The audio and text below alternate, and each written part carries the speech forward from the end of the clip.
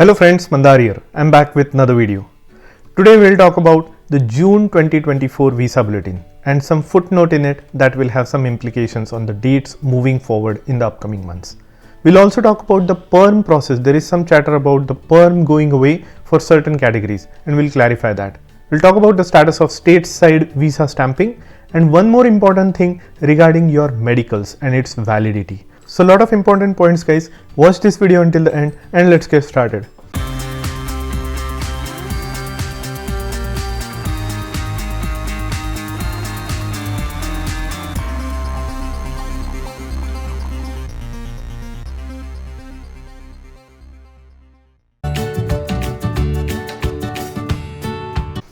If you are here for the first time, welcome. My name is Mandar and I make immigration and lifestyle related videos for US and Canada. I'm not an immigration lawyer, so anything that I say on this video or on my channel is for information purpose only. And for your specific immigration needs, before you take any action, you should hire a competent immigration lawyer. Now this video is sponsored by Aura and we'll talk about them in just a little bit. Now first topic of the day, June 2024 Visa Bulletin. Let's look at it.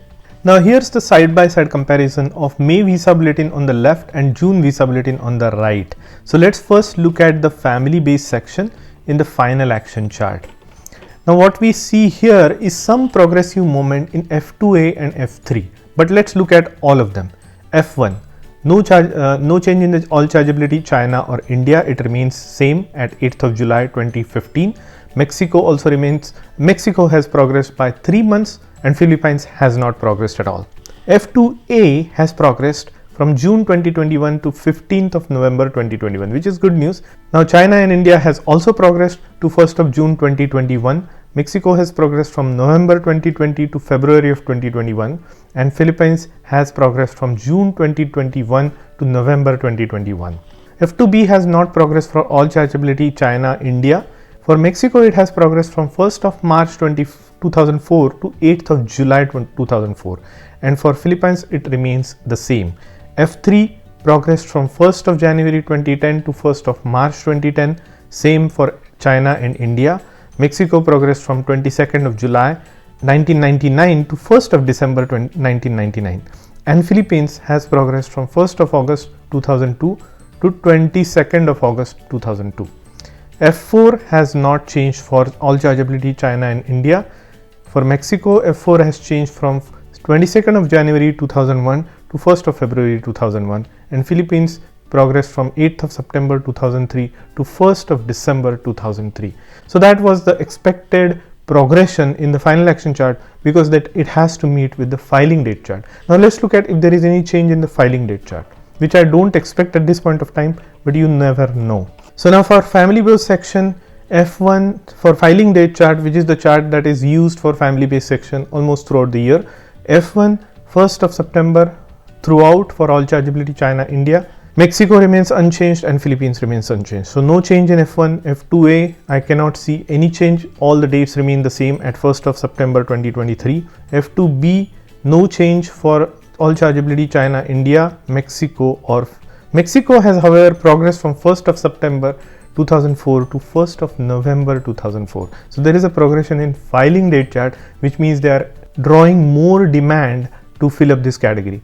Now and Philippines remains the same. F3 has progressed from 1st of June to 1st of September 2010 for all chargeability China and India, which is great because now they are generating more demand for this particular category. Mexico and Philippines has not changed. F4, no change in all chargeability China, India. Mexico has progressed by just 5 days, 22nd of April to 27th of April. I don't know how they do that, but 1st of June 2005 remains the same for Philippines. Now we are seeing the steady progression for the family category, which is a welcome news because in the last several years it has been really crawling. And that brings me to the sponsor of today's video. Have you ever done the Google search of your own name? Look what I have found when I did mine. Here's what comes up. While some of this information is relevant, the other makes me uncomfortable that my information is exposed for a sale like this. Data brokers sell your information to scammers, spammers, or anybody else who may want to target you.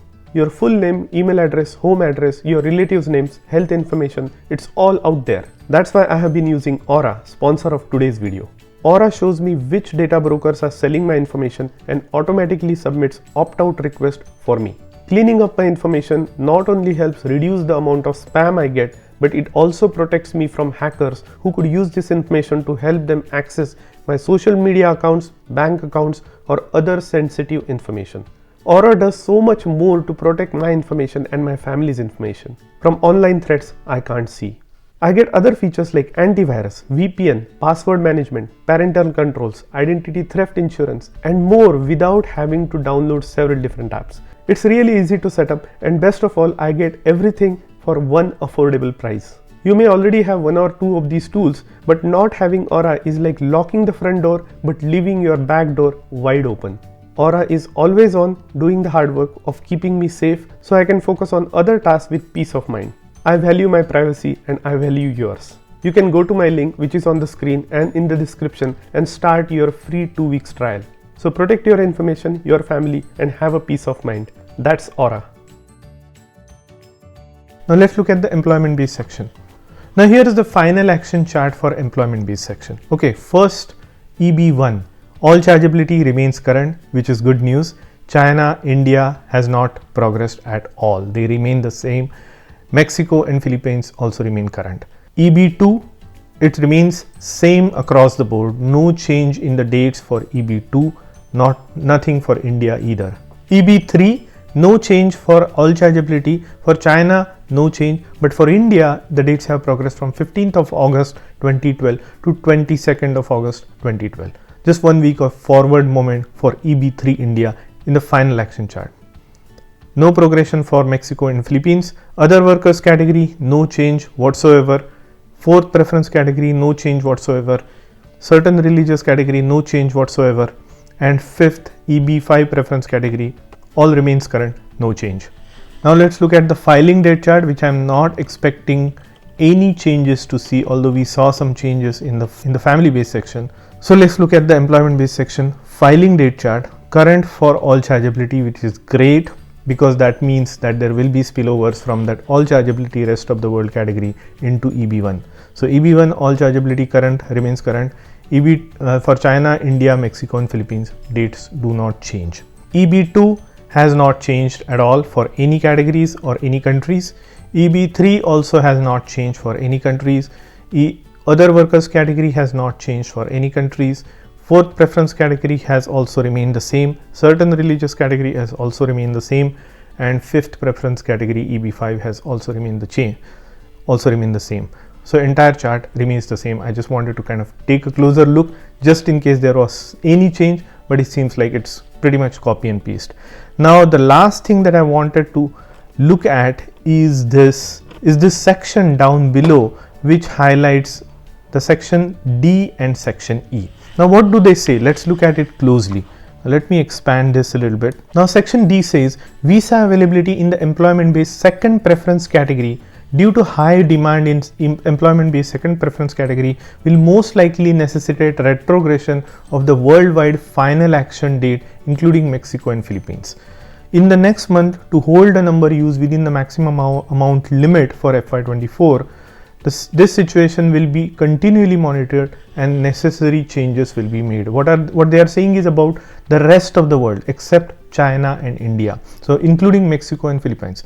Including Mexico and Philippines, rest of the world category might retrogress. That's what they are saying. The dates will move even further back. Now this is not a good news for EB2 because there will not be any spillovers from this rest of the world category, which happens during the middle of the year towards the end of the year, but that is not going to happen. So there is not going to be any spillover from the lateral categories from rest of the world into the backlog countries such as India and China. The only category that will benefit is EB1 because the rest of the world for EB1 remains current. That means there are enough visa number, more than enough visa numbers compared to the people who are in the pool. So there will be spillovers for EB1. So that's why I say EB1 could move forward in the upcoming months, even become current in October with the new set of visa numbers, but then quickly retrogress again. That's my prediction. Let's see what happens. Now some people have asked me, a lot of people upgrading their categories from EB2, EB3 to EB1, will that not be a headwind? Yes, there will be a headwind. It will be a downward pressure on the EB1 category in that way, but they are still getting the spillovers, they are still getting the numbers that are coming from the rest of the world, so they will still keep moving forward, in my opinion. Now the next section is E, which is visa availability in the employment third preference category. It's the exact same copy paste from the section D. They could have just combined the point D and point E into one section saying EB2 and EB3. Instead they decided to split it. I don't know why, but that's about it. So you will see some retrogression. I don't think there will be retrogression this year, but in the upcoming year, in the FY25, which starts in October, there might again be a slight retrogression because of the number gains. The only tailwinds on EB2 and EB3 side, which is the push ahead, is people jumping queues to EB1. That will create some vacuum to offset that chance for retrogression. Now whether that date will stay steady or whether they will retrogress or whether they will steadily move forward can't be said. We will need more set of data coming in for the third quarter of this year to see where it's trending. Maybe in the upcoming month we will be able to determine that. Now let's move on to our next topic. Now there was a video on the internet and I got few questions on that. Somebody was saying that the PERM process may totally be eliminated. PERM obsolete or something like that will go away or something like that. But I looked deeper into it and it's not that. It's only going to be available for a certain categories. Nurses, physicians, science and arts. So they say science, but science is quite a big category. So we'll see how it entails, but if you are working in these categories, there might not be a need for a PERM processing, which will save almost year and a half of the total green card processing, because that's how long it takes for the prevailing wage determination and PERM application, including the hiring process and all. So let's wait and see what happens in this particular regulation where PERM is kind of waived for certain categories. I'll make a special video on this topic where I will deep dive once I have more information on this topic. But because few questions came in regarding this topic, I just wanted to cover it. Now I want to remind you that almost 65 to 70% of my viewers are not my subscribers. Only 30% are my subscribers. So a lot of people view my videos, but they don't necessarily subscribe to my channel. So I will highly encourage you to subscribe to my channel so that you will get all the updates as you need from the immigration space. Thank you so much for your support. Now quickly, stateside stamping process. There has not been any update or any change regarding the stateside visa stamping. It still remains the pilot program for people who had their previous stamping done from Canada or consulate in Canada or in India, and if you qualify in that particular small criteria, only then you are eligible for stateside visa stamping. By the way, I got some confirmation from some people who have actually done it. It will be great if it can be extended for everybody else. So let's wait and see what happens in the future. Now I wanted to share with you regarding the updated guidance on I-693, which is validity for the medicals. Here is what USCIS has announced on 4th of April. The USCIS announced that any form I-693 that was properly completed and signed by the civil surgeon on or after November 1st, 2023 does not expire and can be used indefinitely as an evidence to show that the applicant is not admissible on health related grounds. Now they did some consultation with CDC, and based on the advances in public health electronic notification, USCIS had determined that I-693 value should no longer be limited to certain period if it's properly completed and was signed by a civil surgeon on or after November 1st, 2023. So that means that if you have submitted your form prior to November 1st of 2023, you'd still have that rule of validity of 2 years. But post November 1st, 2023, if the form was signed after this date, this form will be valid indefinitely. So that is great news, because now you don't have to resubmit your medicals, or you will not get those RFEs, just delaying your case if you are waiting for your 485 for a long time. Now they have clearly said if the applicant's immigration medical exams were completed before November 1st, 2023, the prior policy still applies. Before November 20th, civil surgeons did not need to report certain information to CDC electronically. And that is the reason why the forms that were signed before this date are not going to be used indefinitely. So they will still have that 2-year validity period.